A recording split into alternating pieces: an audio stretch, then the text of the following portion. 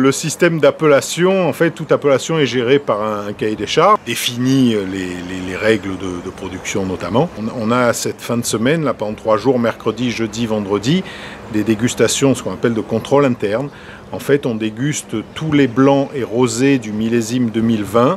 C'est important parce que ça permet de donner aussi un état des lieux des vins à un instant T avant la commercialisation qui va démarrer au 1er mars. Alors on a des dégustateurs agréés formés par l'ODG, puis formés tous les ans depuis quelques années, qui se retrouvent donc pour déguster et juger les vins de Bandol avant la commercialisation.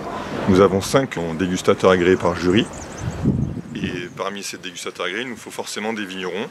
Et ensuite, on complète les jurys par des techniciens de l'appellation également. Alors l'homogénéité, voilà, il faut aussi laisser de la liberté à tous les producteurs pour faire les produits qu'ils souhaitent, mais il faut qu'ils restent dans la famille Bandol. Le consommateur, quand il va déguster un blanc ou un rosé de Bandol, eh ben, voilà, que ça ne ressemble pas à un autre blanc ou rosé, il faut qu'il y ait une famille. Ah oui, tout à fait. D'habitude, nous avions pour habitude de nous retrouver à l'Espace Provence de Saint-Cyr avec l'ensemble des dégustateurs.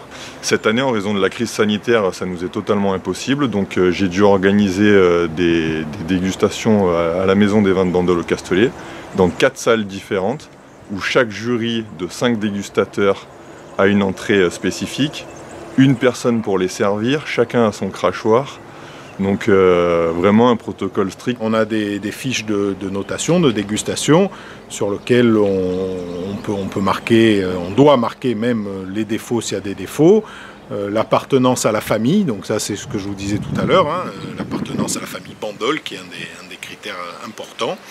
Et tout ça, c'est noté et c'est relevé, oui. Oui, alors nous avons eu la chance d'avoir des conditions climatiques qui nous ont permis d'avoir des raisins d'une très bonne qualité, d'une très bonne maturité.